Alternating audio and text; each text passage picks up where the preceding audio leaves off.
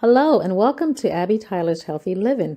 My name is Abby Tyler. I'm your host, a family nurse practitioner, a health and wellness blogger, and a community volunteer. In here, we discuss evidence based health information regarding mind, body, and soul with a holistic emphasis. Thanks for joining me on this journey of health and wellness. Please enjoy the show.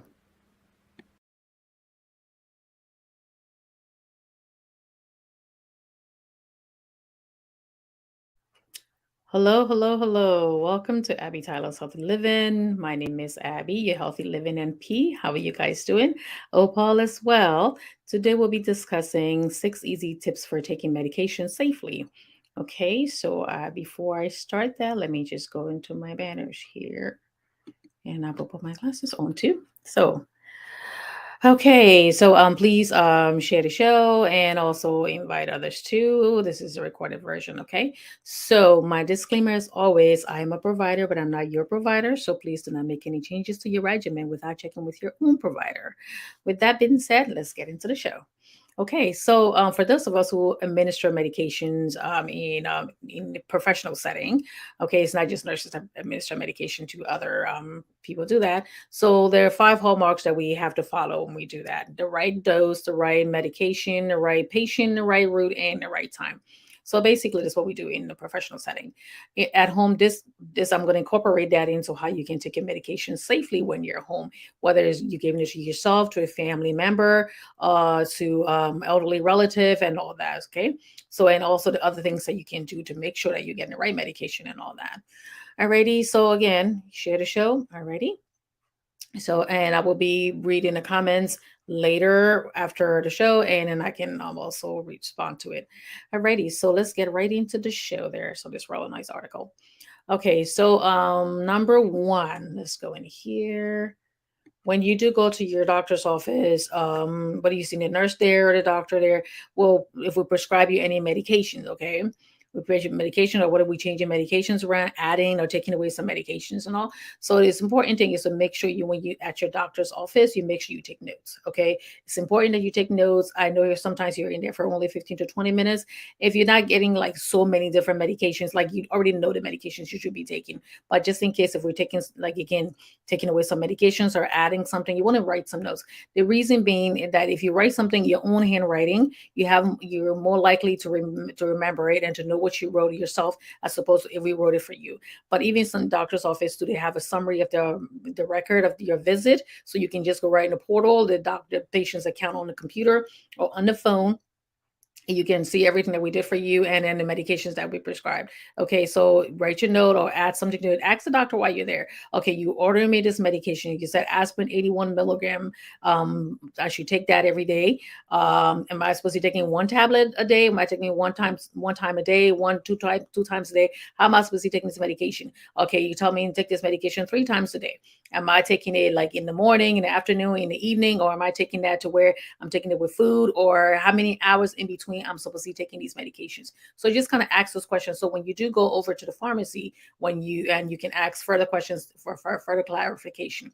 Okay, so make sure you just write some notes down, and also you can always also ask, how many medications are you prescribing for me? So just in case if I go there and you tell me you're prescribing 3 medications, and I go there and I only get 2, I need to be able to ask those questions. And you can also call back to the doctor's office and say, I have another question before I go.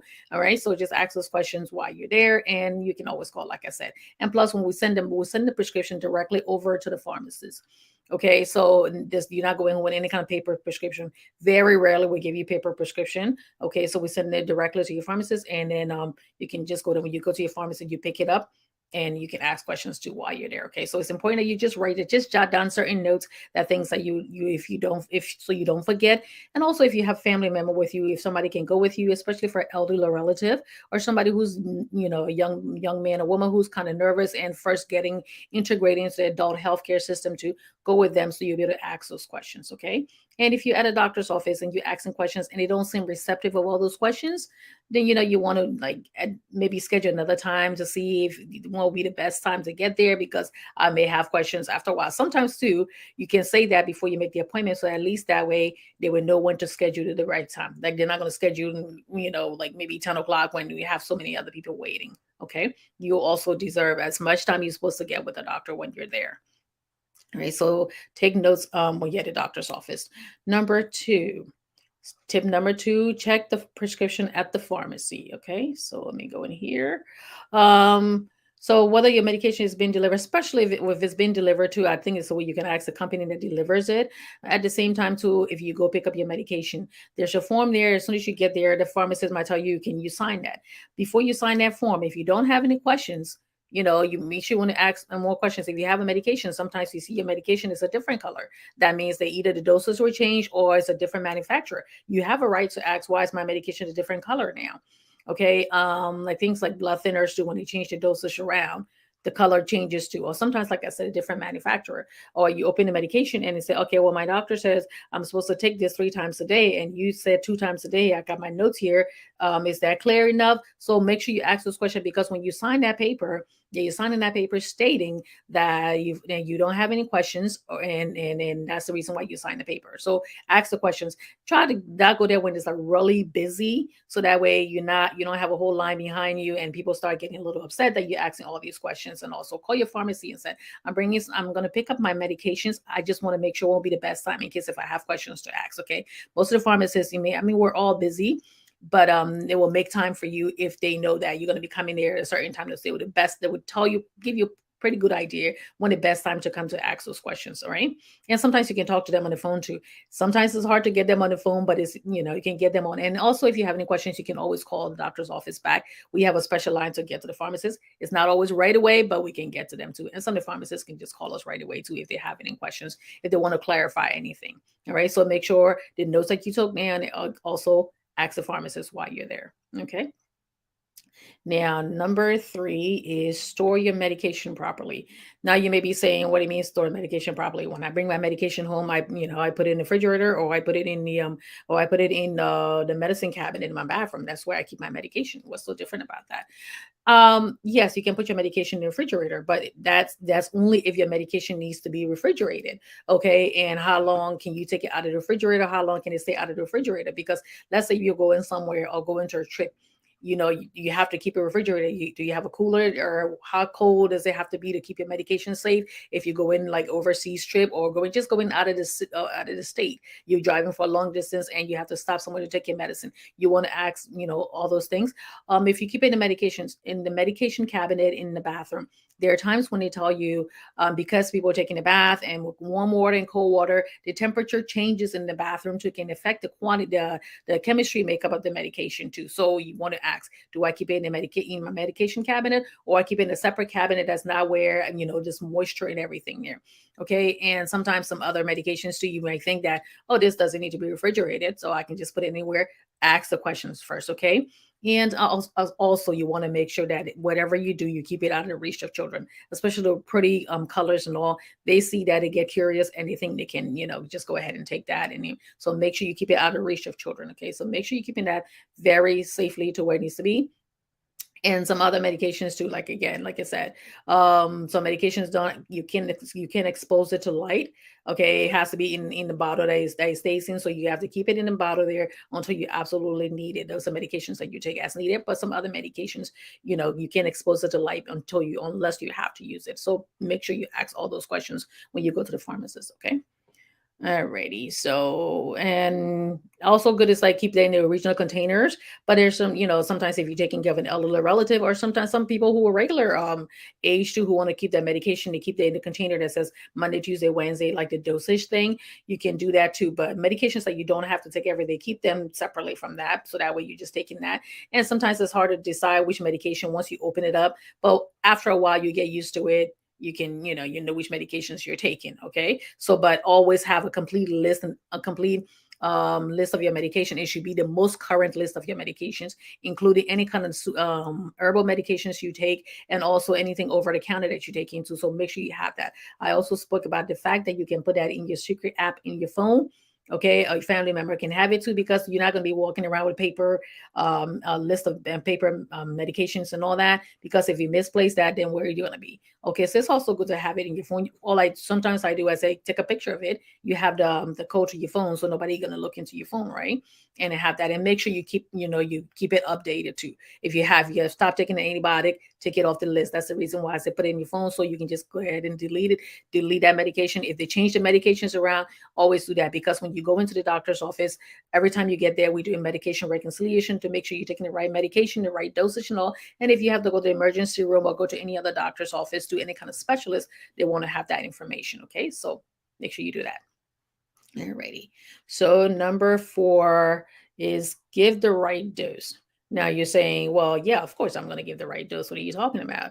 And you say, oh, they told me to take 1 tablespoon, or they told me to take 1 teaspoon of this, or take a little bit here and there, a little, and what 1 tablespoon for me could be 1 tablespoon different for you. Okay, the quality in the spoon, or a spoon that look like a teaspoon can look like a tablespoon. And it's very important, especially for little kids too, because we give them medication based on their body weights. And also, you don't want to underdose somebody, you don't want to overdose them either. And also for elderly people too, medications affect them very differently. Okay, so it's important that if they tell you, and those things would be like for pills and also liquid. So let's say if you can swallow pills and we give it to you in elixir form, and sometimes some medications come in a liquid form too. So it's important. So you say, okay, well then what do I do then? Because I know 1 teaspoon, I may be giving a little bit more, and maybe you have to fill it up a little bit.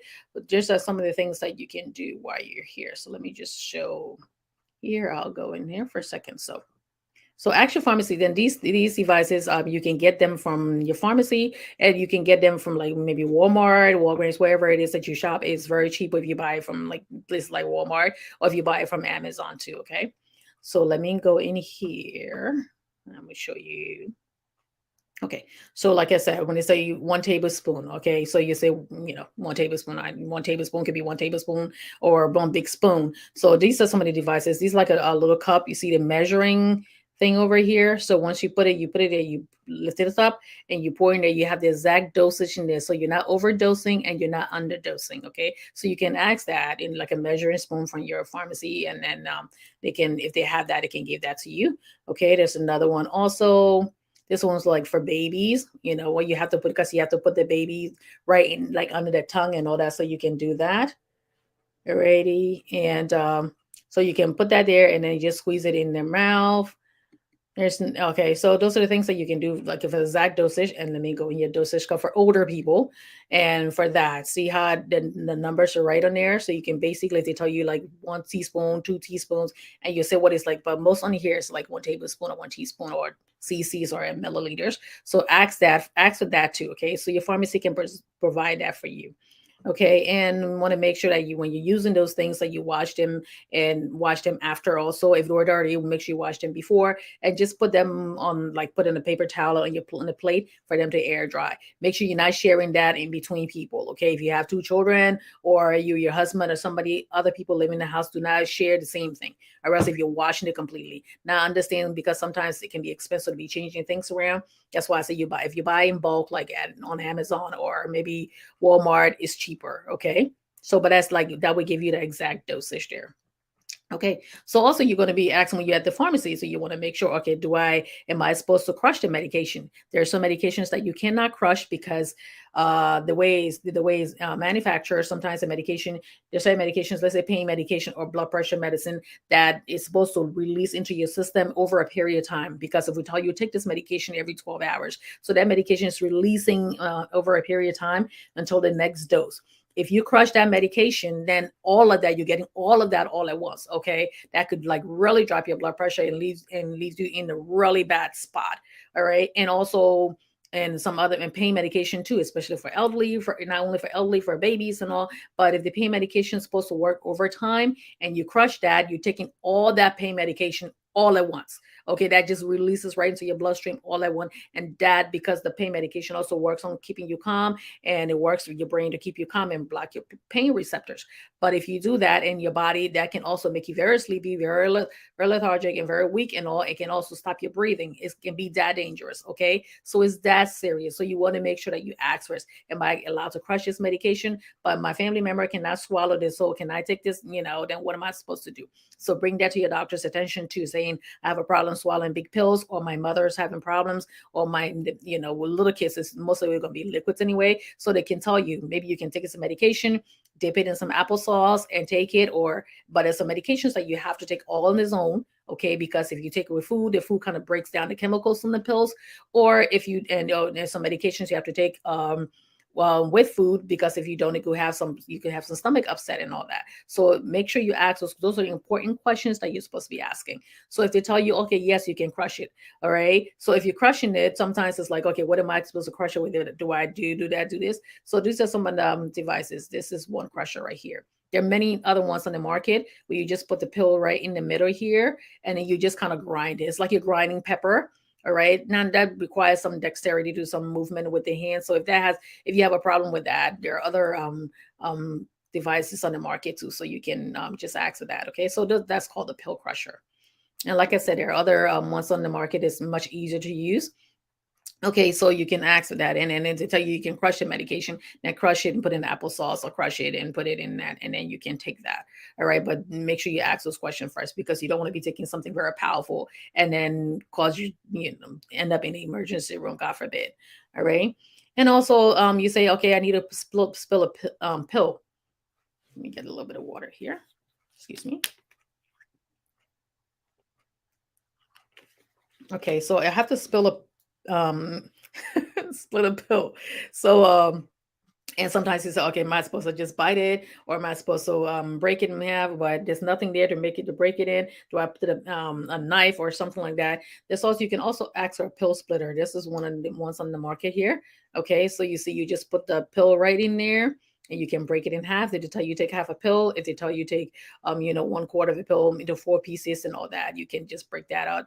This is the blade over here, so you have to be very careful. Okay, and make sure if you have to break different pills and all that, to rinse in between and wipe.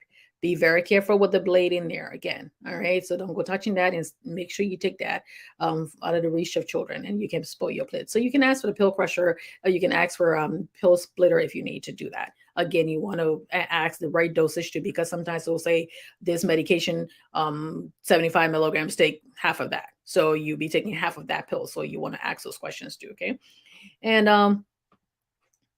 so there are other medications too. So to make sure you ask that for those things on the market. And like I said, you can get it from Amazon, or you can get it from Walmart, places like that sell things, and any place that sell things in bulk, like some regular pharmacy that sell devices too. You can go there and buy that.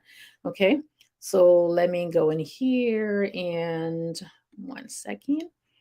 Alrighty. So the next one would be gave the medication through the right route. Now, of course, you'd be saying, "Well, of course, I know how to give the medication to the right route." And so sometimes, like your doctor may put something in there, and they use words that like originate in Latin and all, so it can be a little confusing sometimes. So it's important that if it says, especially with the eye drops and things like that, you want to make sure that it says both eyes, and one eye, and all right. So it's important, if they tell you the medication should be given by mouth, you take it by mouth, meaning you put it in your mouth and drink with water. If they tell you take it under your tongue, you lift up your tongue. It might say sublingual. You put that under your tongue, and you don't swallow it. You make sure it dissolves, especially for medication, like if you're having chest pain and things like that. If they want you to put it on your tongue, okay, and then suck on that, don't go drink water with it either. Okay, so make sure, because it's supposed to dissolve on your tongue. If they're telling you it's a patch, make sure ask first. It's supposed to be clean the area a little bit, put the patch on there. And if you start having any rashes or itching and all that, bring that to the doctor's attention, because you may be having an allergic reaction to that. Sometimes your body needs a little couple of days to get used to it too. Okay. So it may not be necessarily an allergic reaction. Maybe it's just something your body needs to get to. But if it's causing you a lot of problem, of course, bring it to their attention. Alrighty, and Again, like I said, problem swallowing, make sure you ask first if you're supposed to crush the medication, put in some applesauce, or what are you supposed to do if you need to change that. You can also, when you're taking the medication, if the medication is ordered maybe 3 times a day and it doesn't work with your schedule, you can say, can you change that medication, or can I make it in a way where I'm taking it because I have to go to work, I have to go to school, there's no way I'm going to be able to stop to be able to take that medication. Okay, so make sure you bring that. And I'm going to go in here and medication through, if you have in a suppository, meaning that little dosage thing that you put up to your rectum. Sometimes it's not comfortable, oh my God, I don't want to do that. Definitely don't want to do that to another person. So ask first, does it necessarily have to be suppository? Trust me, we don't prescribe that if we absolutely don't have to. But if it's one of the things that you have to do, make sure you ask how to do it. Washing your hands first, wearing gloves, and doing that, washing your hands before and after, and ask like how the patient's supposed to be positioned, how far up am I supposed to go? All those things are very important. Okay, so there are other medications too. Let me just go in here that you have to take.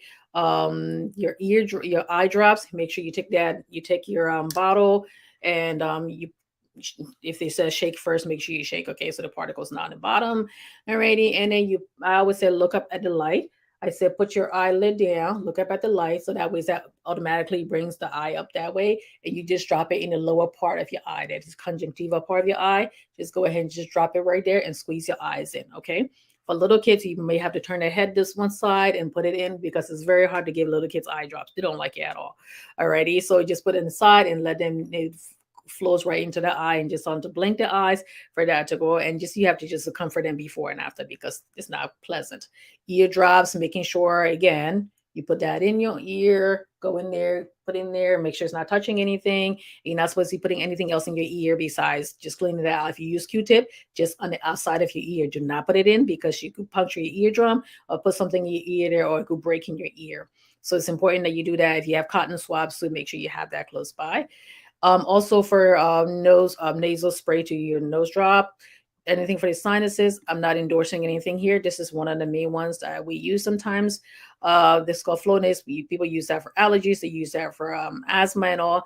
Make sure that when you putting that in, you put that directly into your nose all the way here, and make sure it's pointing it's pointing all the way up, because you have to get into your sinuses over here. If you just do it like this, that's just going to go right into your throat there, and you'll be like, sitting there and feeling in the back of your throat, and that's not pleasant.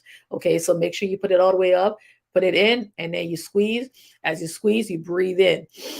Okay, and then you do the next one. You put it in, you squeeze in the bottle, and you squeeze in. Okay, and make sure again, do not share that with anybody else. Your eye drops, your nose drops, and all that nasal sprays, do not share that with anybody else, because anything around the eyes and the mouth and all that can also cause a problem, because there's all the mucous membranes are nice and soft, and germs can easily go in there. So your germs may not be bothering you, but it may bother somebody else, and you don't want to get some serious eye infection or something go up into your nasal cavity and all that. Okay, so please do not share that. Alrighty, and let me just see in here. I talked about the patches and also sinuses. For patches, also you want to ask if you can switch sides, if you know where to put it, and for other medications too, like pain patches, you have to change it every 3 days. So making sure, and also you want to make sure that nobody gets in, especially with little kids and your elderly relative too, that they don't peel that off, because there's medication that's supposed to be released over a 72-hour period. So it can be very, very deadly if in the wrong hands. Okay, so, and if you're just joining us, of course, this is ways 6 tips to take your medication safely. Alrighty, so, and let's go back in here. And for your last tip would be keep a medication log. So this is mainly that if you go to when you go to your doctor's office, we give you medication, they say take this as needed.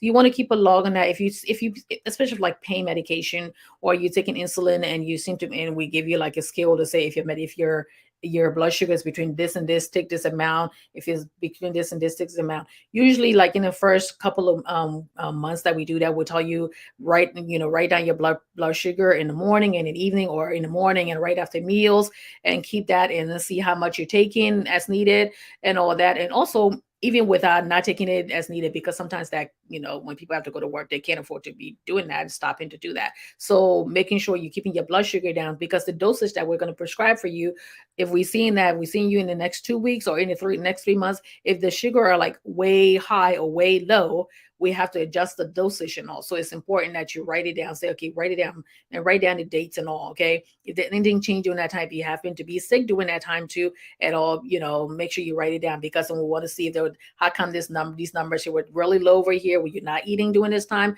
What was going on that your numbers came out so low this time around? So make that.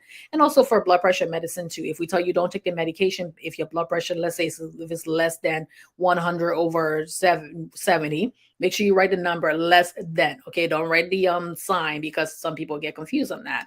And also for don't if it's greater than this, let us know. Kind of write it down, because usually we'll say write it down for about a week or so, and then if you don't have to come in, you can just call it in, and we can just have like a say, okay, continue taking the medication, or we may have to see you to do that. Because sometimes when people come into the office, white coat hypertension, meaning like you come into the office and doctor's office, you get nervous and your blood pressure is high. So it may not be a true indication of your blood pressure at, overall. So sometimes if we see that based on other things, we might say go home and right, keep the log of it and then bring it back in. Okay, so keep that on a separate notebook, little small notebook. Just jot it down somewhere. Don't mix it up with everything else. Okay, so basically you do that.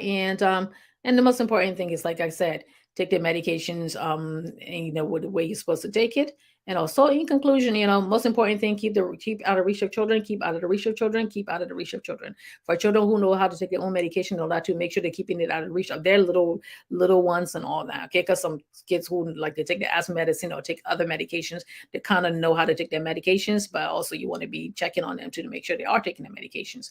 Okay, so let me go in here. I think I covered everything. Also ask your pharmacy, where do I my insulin needles, okay, or my like other things that you take injectables.